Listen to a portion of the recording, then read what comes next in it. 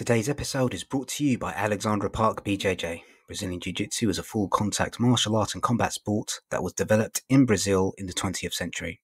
With roots in Judo and Japanese Jiu-Jitsu, has been developed and refined into a unique grappling art with the aim to allow a smaller and weaker individual to beat a bigger and stronger opponent with the application of proper technique.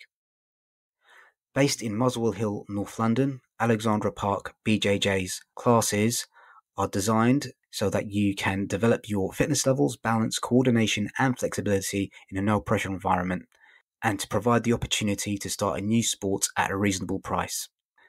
At Alexandra Park BJJ, we aim to be inclusive so that everyone can benefit from this incredible art, not just the athletic or ultra-competitive. To book your free class, head over to alexandraparkbjj.co.uk or email inquiries at alexandraparkbjj.co.uk.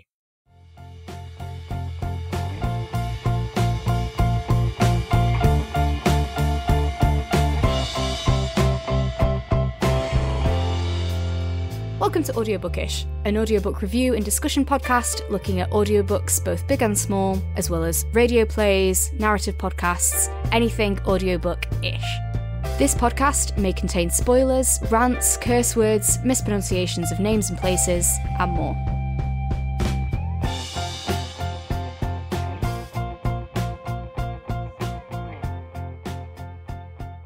Hello everybody, you are listening to Audiobookish. My name is Fahed Rahman and I am joined by Poppy Knight. Hello.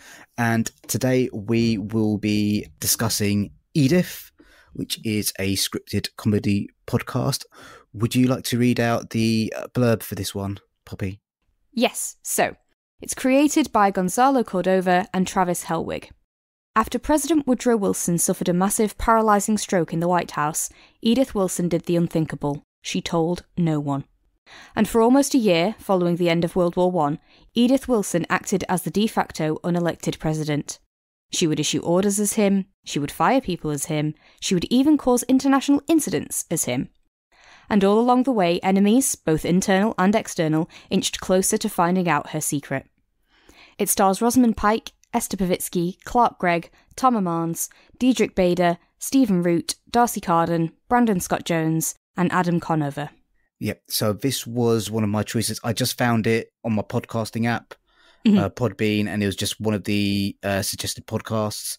I listened to the first episode and then I kind of dropped off for a little bit because other things were happening. Then I just thought it would be a good reason to kind of get back into it. What were your kind of initial thoughts about it? So I was intrigued as well. It's not a bit of history that I know anything about. I do not know much about my American presidents. But yes, started listening and was enjoying definitely the performances, which I'm sure we'll go on to kind of stand out straight away, that it's really good kind of production value-wise. It sounded really good. And yeah, it's a very dry sort of humour in this podcast. So yeah, where do you want to start? Yeah, well, I think that there's I've got a few different notes down. I'm not too sure which one I want to start off with. I think the first thing that immediately kind of grabbed me was the relationship between Edith and Trudy, and I think that's maybe the most important relationship throughout the podcast, even maybe more so than Edith and Woodrow Wilson. And what I really loved about the podcast was how quickly they established the dynamics of the relationship, and it's almost within 2 or 3 lines you know exactly who Edith is, you exactly know who Trudy is, and you know pretty much exactly how they relate to each other. And it's just, I thought that the writing in this was really superb in the way they was able to kind of really quickly establish the relationship dynamics between kind of quite a big cast of characters and how they all felt about each other. So I think that's maybe my favorite thing about the podcast. How did you feel about kind of Edith and Trudy's relationship? I think that was also my favourite bit about the podcast, and I think Trudy was my favourite bit about the podcast. Yeah. So Trudy is kind of, if you want to go stereotypical character type, sort of the dumb blonde kind of tropey kind of thing. Yeah. She is a socialite, but because of all of this is very much underestimated, and, you know, has this ditziness about her, but it very much shows that she is intelligent. She has, her wits about her. She understands how people work. She understands how relationships work. And she's a really fun character and kind of, a very contrasting character to Edith. They're best friends, even though there's kind of a generation that separates them, but it doesn't, certainly not always, feel like a fair, 50-50 give and take relationship. And you kind of have Edith thinking that she's better than Trudy because of, as we say, these kind of stereotyping Edith things. thinks she's better than everyone. Well, Really? this is true as well. Yeah. But very much kind of enjoys having Trudy sort of dote on her and listen to what she says and do what she's told kind of thing. But then also really does, value her companionship and things like that. But yeah, their relationship I really liked because the differences between them, how they bounce off each other, makes it really enjoyable in the podcast. And then Trudy's character, just herself, I really liked, and the performance for Trudy, which was Esther Pavitsky, was just wonderful, really, really good. Yeah, just to kind of build on that a little bit. So I would say Edith she very much comes across as very intelligent, very self-assured, formidable. She's got this sardonic sense of humor. She's very quick with these cutting, sarcastic comments to people. Whereas Trudy, I wouldn't necessarily say ditzy. I think is not I wouldn't say that's kind of quite the right word, but she's sometimes prone to these flights of fancy, and sometimes they are whimsical flights of fancy. I think she quite often talks about kind of men that she's attracted to, or sometimes those flights of fantasy go quite dark. She kind of quite often talks about drowning in the sea, and I really love the subtle sound design in here, where they kind of where she's 1 minute kind of being all kind of light and a bit ditzy, then she'll kind of start thinking about drowning in the sea, and there's a subtle change in the sound design, which I really enjoyed as well. And that relationship dynamic is really important, because Trudy does start pushing back a little bit at some of the things that Edith is trying to do, and it's just really I really enjoyed the way that their relationship went throughout the podcast. Yeah, and it made me really keen to know what of that comes from reality and what of it doesn't, and I don't know much. I found something that was a letter that the actual Edith had written to the person with this name that kind of showed definitely some affection for her and stuff like that, but I couldn't find much more info. But it is a real person, because I wasn't sure if she was just a character invented for this podcast to help with the story and the dynamic and the comedy and everything like that. But there is a grain of some truth there, at least, which was interesting. And that was something that I thought was interesting about this podcast, because I have never really felt the urge to go and learn about my American presidents. But I was genuinely intrigued by, okay, so what actually happened here, and what did this and what did that. I guess part of it being just that I like when stuff gets adapted, and it felt like that to me, what came from the original and what didn't, whether that was truth or not. But it did intrigue me in something that wouldn't necessarily have intrigued me, which has got to be a pro point for it. Yeah, I mean, I know a little bit more about American history, because one of my favorite podcasts is The Dollop, and they basically it's exclusively stories from American history. So did you know much about this? I knew aspect? A little bit about this, because but only in passing, because this isn't. It's not. So what happened with Woodrow Wilson is kind of, there are lots of rumors around the late stages of Ronald Reagan's presidency, and there are kind of insinuations that basically he had Alzheimer's. So it's kind of that, and that's kind of referred back to Woodrow as kind of, that's not the first time it's happened. It happened with Woodrow Wilson as well, but I didn't know that much about this particular story. I certainly wasn't aware of how racist Woodrow Wilson was. Yeah, that was a kind of a bit of a shock to me. How did you kind of find they dealt with the racism in the story? Because it's kind of they deal with it how it would have been dealt with back then, but there is kind of a cutting commentary about that as well? What did you make of that? I'm not fully sure what I make of it, and as a white woman, I can't comment massively, as in, like, I can't, shouldn't be taken as someone who can judge on it. But what my response to it was, how I felt about it, was that I didn't feel really like they dealt with it properly. Yeah. And kind of my main thing of it is it challenges some things in a way, or like it draws attention to some things. So someone will say something racist and then Edith will kind of cut in and be like, oh, just ignore that bit, kind of thing, which I think it's trying to say this is wrong, which is a good thing that it's trying to say this is wrong.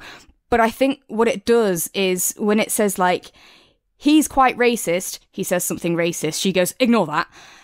It makes it sound like him being racist was just he said some stuff that some people might find offensive.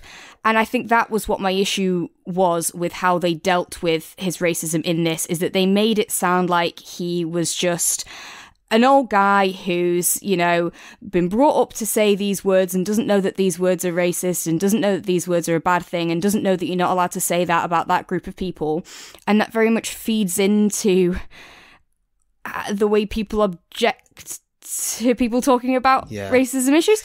And actually what his racism was using his position of power to make the law discriminate against people of different races, to stop the university he worked at from admitting people of different races, people who weren't white, particularly African Americans, so they can't get higher education and can't get these kinds of jobs. And it's those systemic issues that it sort of maybe talks about it a bit near the end, but I don't think it did enough. And I think the damaging thing that it does is that, like, by saying that the racist comments were bad, it almost reduces his racism to just comments. And that, is what causes the whole thing. I felt that it was far more critical of Woodrow Wilson's racism than I think you got from it. I felt that, for example, I think that there was, I can't remember which episode, but when they first mentioned the fact that he's he wants to roll back on kind of certain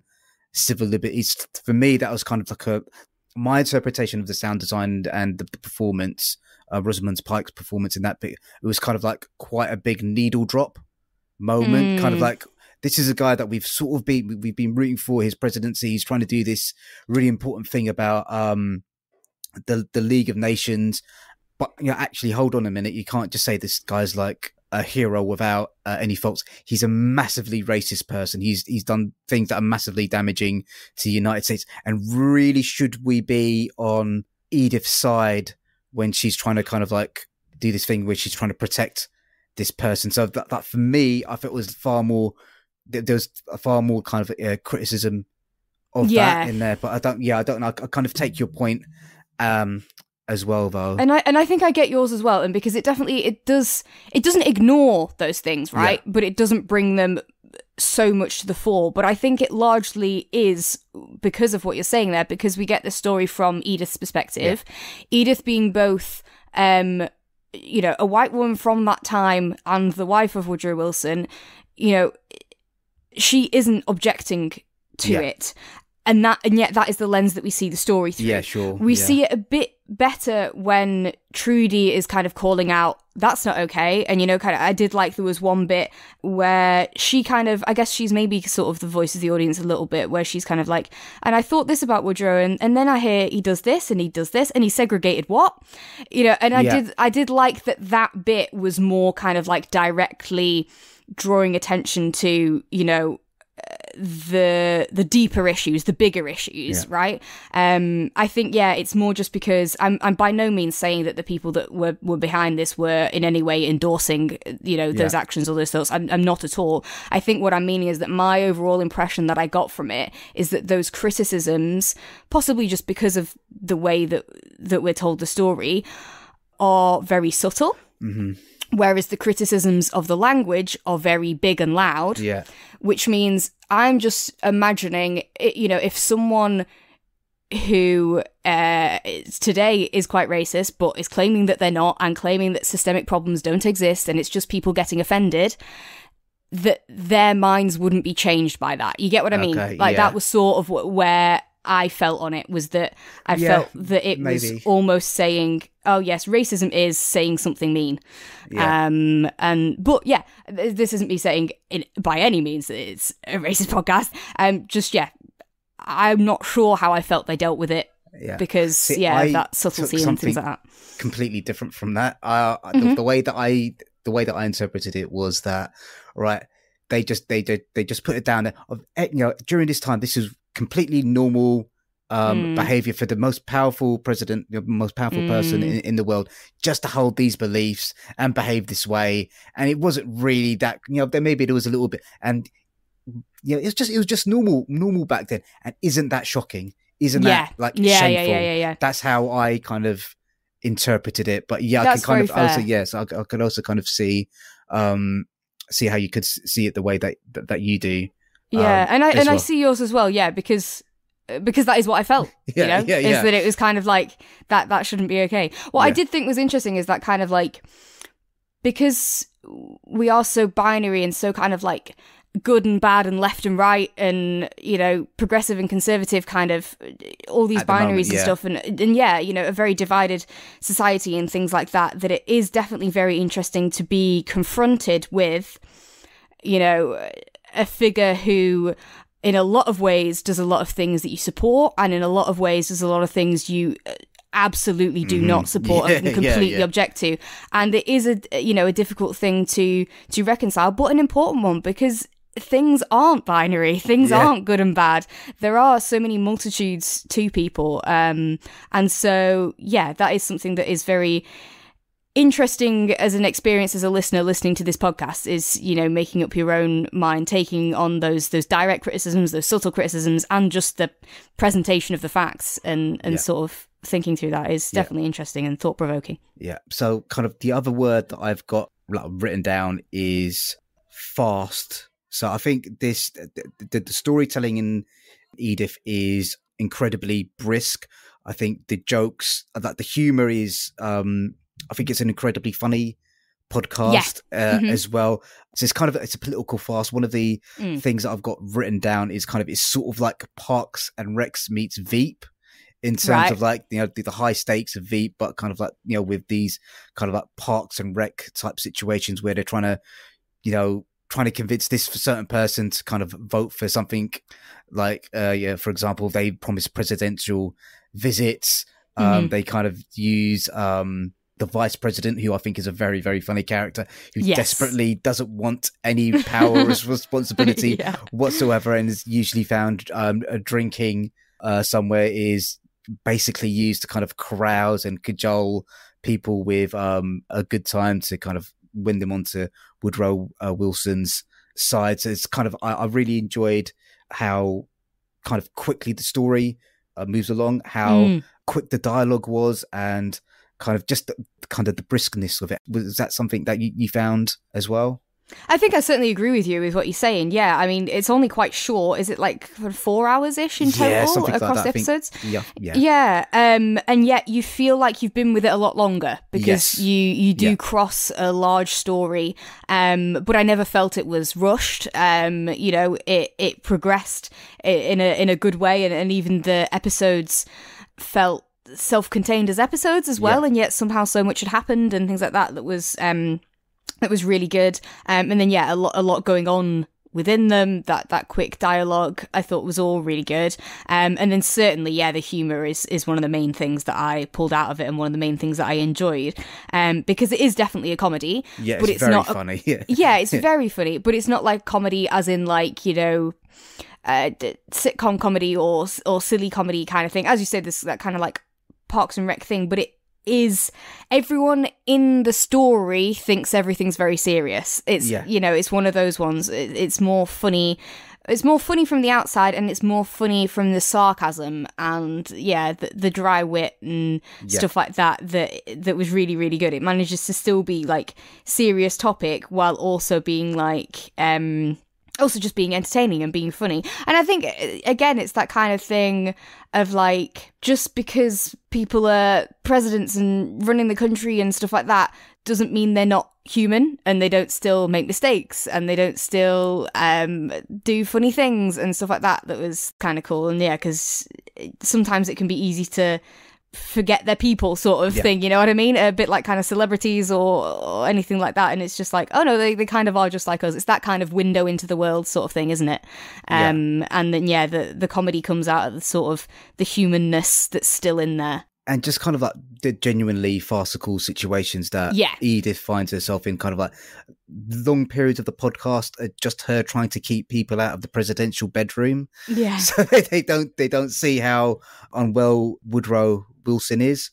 And that's maybe something we haven't actually talked about. How did you find, I don't know what to make of like the Edith's relationship with Woodrow, because what she says, what she professes to say is that, you know, the actions she's taken not to let people know that he's had this massive paralyzing stroke was to kind of protect his legacy, to ensure that the League of Nations vote in Congress went ahead so that the world would be kind of like a better place. But I think deep down there was, I think she does actually say it towards the end, was kind of like she felt it was her time to kind of like take control and make decisions and stuff like that.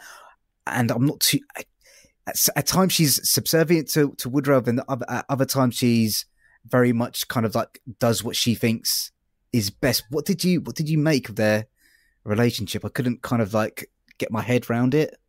Yeah, I think what I made of it is that I'm not quite sure what to make of it. Because, exactly. And it all boils down, I think, to that not being sure what to make of Edith's motivations. Yes. Is she doing it for her? Is she doing it for America? Is she doing it for Woodrow? And you're never really fully sure, I don't think. I think it changes.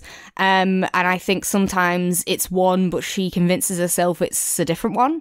And it's really difficult to tell, but it is enjoyable following along this story and seeing the decisions that she makes, or, you know, being with her when she's at the crossroad of I could do that or I could do that, and kind of thinking behind, well, why is she, what's it leading to? And then yes, certainly closer to the end, it's much less about what Woodrow wants and much more about what she wants and stuff like that, which is definitely interesting. Yeah, I think Clark Gregg has a good performance as Woodrow Wilson. I didn't realise his name was Clark Gregg. I always thought it was Greg Clark, but I think that might be someone else. One of the sentences I've got written down is justice for Trudy. I just felt that, you know, I think we did talk a little bit about their relationship, but, you know, Edith does look down a little bit on Trudy. Yeah. So I think we've kind of discussed that. I also think kind of like I really did come away from the podcast feeling in a very good way like it was more a podcast about Trudy than it was about Edith. You know, it was her story, and what a good one it was. Sort of how I felt. It was really good. They've got a weird relationship in a lot of ways, because like there is a friendship there, but there's also kind of like a mentee-mentor, mother-daughter relationship, and almost kind of like a bully victim relationship. A little bit there. So there's kind of lots of different parts to their relationship. Are there any other notes that you've got? Was there anything else that kind of grabbed you about the podcast? Again, I think we have talked about most of the stuff. One thing to note is it is a podcast, a scripted podcast, and there are ads at the start and in the middle, but they are skippable, and I sort of just whiz through. But that is something to note, and obviously different to when a lot of the time, you know, we're reviewing audiobooks. It is a different experience, and I did think it was also interesting listening to this and sort of thinking more about the like stylistic choices that have developed in the different mediums. So kind of like, what makes a narrative podcast different from a radio serialized thing, or just a radio drama in general, and different from an audiobook, and different from a full cast audiobook, and just like what's different about the sound design style than a heavily sound designed audiobook or than a radio play. And I just think it's interesting because it did feel very much like a narrative podcast.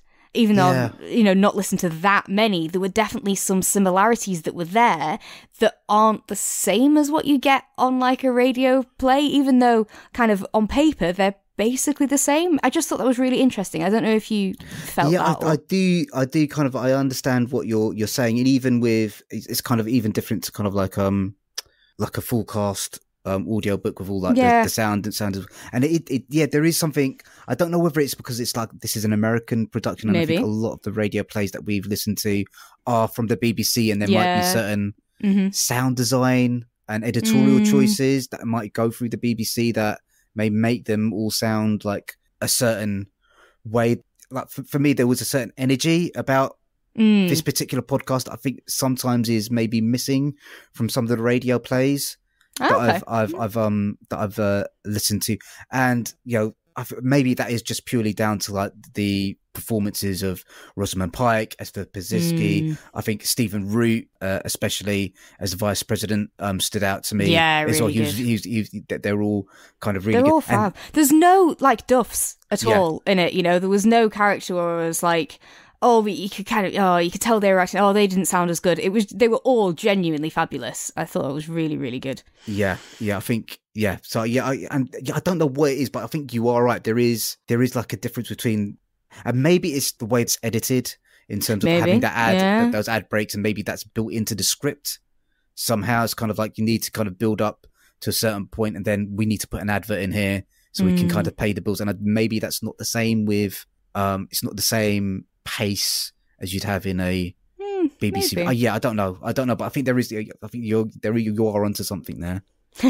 Yeah. On that, with the kind of like the editing and the structure of the episodes and stuff like that, I really liked the kind of like it ties in with the episode titles as well. Yeah. But where you kind of have like this, there's a something at the beginning that introduces it, and then you kind of get into the meat of the episode that I thought was really good, and especially when you get to the end and realise what the beginning meant. I thought was wonderful. I really liked that. I genuinely went back and listened to the first minute or so again to get that kind of full circle. Oh, now I see where that came from now that we've been there with them. That was really good. I really liked that. That was clever. Yeah, it was clever. I think it's quite a clever podcast overall. So yeah, we've talked about the performances a little bit. I think Rosamund Pike was superb. Yeah, as Edith. I think you talked about Esther Pazitsky. Was there anyone else that kind of stood out to you? As you say, Marshall, Vice President, was really good. Yeah. Lansbury. I think that's Diedrich Bader. Right. Yeah. Wonderful. Yeah, the kind of certainly for a time, the villain of it was brilliant, and as I said, all of them. I did think they were all really good, and especially on Rosamund, I maybe hadn't explicitly said, but I think does that amazing job of performing such a complex character that, like you were saying, with we root for Woodrow and then we don't, like we root for Edith and then we don't, and we like her and then we really don't like her, and then we like bits about her, and she's a very complex character, and I thought that was portrayed really well. And to play someone that you're definitely not going to agree with a lot of what they're saying and what they're fighting for, and yet you still want the audience that's going to listen to you to connect with her and to root for her is a very difficult thing that Rosamund's done very well. Yeah, she has this like remarkable quality to be able to hold 2 or 3 separate emotions in her voice at one time. It's kind of like she's trying to project that, especially with some of her interactions with like her antagonist or people that she's antagonistic towards. She's trying to project this air of like strength and that she knows what she's doing, and she's the one in the strong position, while also holding the fact that she's really feeling like she's in a really bad, vulnerable position, and she's kind of it's extraordinary. She's able to hold those 2 emotions in her voice, and you kind of simultaneously hear that. And usually, that's only something that you get when you're looking at someone on the screen. So yeah, I really I thought she was excellent. Yeah, she was really good, and I think it's important to say as well, like again with the writing and the structure. It's Edith talking to you after she's died. Yes. So it's it's almost like it's Edith's ghost now telling you about what happened back then sort of thing, which is really interesting and allows for some really clever writing things, because she can comment on things now that happened back then. And you have that split between kind of like narrative Edith and present Edith that's in the moment and doing the dialogue and the actions and stuff. What I was thinking is that this is the way they should do, like, almost footnotes in audiobooks. Is that she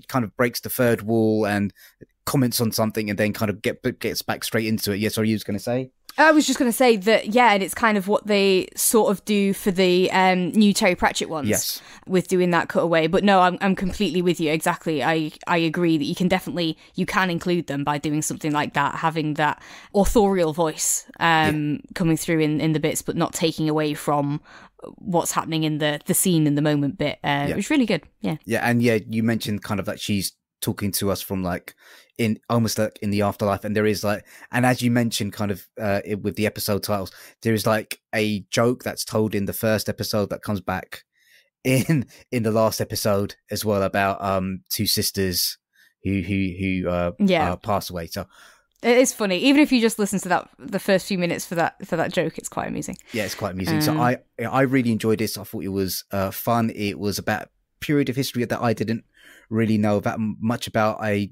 enjoy my like political farces. I'm kind of quite a big fan of Parks and Rep and Veep. So kind of if you're in that sort of thing and you want something like audio like that, I think this is kind of quite good. And it's short. It's kind of maybe 4 or 5 hours long. What were your kind of closing thoughts? I think I pretty much agree with you. Yeah, I really enjoyed it. Like I said, there was some stuff that I don't know how I feel about. But I did find it, really interesting, really thought-provoking, but most importantly, just really entertaining. Exceptionally well done, really funny, and just really good to listen to. I really enjoyed it. Thank you for recommending. Great. So thank you very much, everyone, for listening. Please continue to support the podcast by leaving a rating or review wherever you find us. If you want to get in touch with us, you can email us at audiobookishpod@gmail.com or send us a message over social media. We're at audiobookishpod on all platforms. We're looking for guests, so if you want to appear on the pod and talk about audiobooks, please do get in touch. And we've got a tip jar, a Patreon, and a coffee account. So if you want to drop us some cash, that'd be great too. Let's say bye, Poppy. Bye. Bye.